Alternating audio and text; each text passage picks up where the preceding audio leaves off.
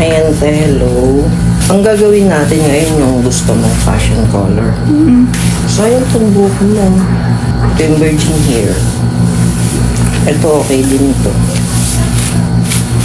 Mini-bleach kasi yung gusto mong kulay.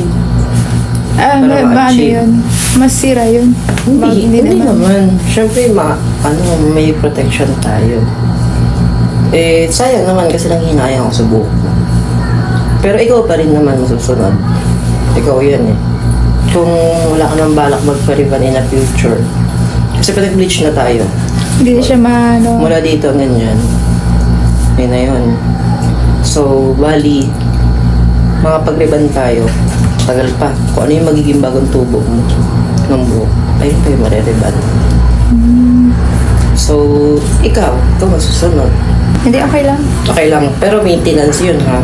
Hindi Like, lang. kunyari, every 2 months or 3 months, pwede ka color refresh. Ibig sabihin, papatungan natin yung color para bumalik yung dating color. At the same time, dapat may hair treatments lagi. Pag nagpa-ano ka nun. Okay. Every Every 2 to 3 months. 2 to 3 months. Pero kaya mo. Sige, okay lang. Paggawa ka naman pag gusto mo lang eh.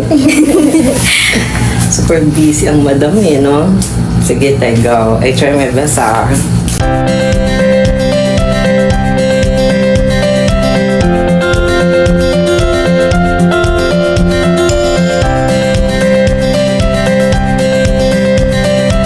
Ito na ang hair mat ko. Ayan.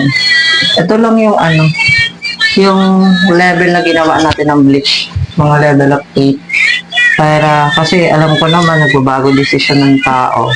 So, bambare mo by December or sa susunod na buwan, maisipan mo magpa-ribbon. Para maririban pa natin. Pwede siya mariban. Ha? Pwede mariban. Oo. May bleacher rebonding naman tayo. Yan, ito lang yung medyo safe at na-achieve na color natin. Carry lang. Kinat ko na rin pala kasi nandun pa yung dati natin balayage eh. Yan. Ang ganda. Thank you, te.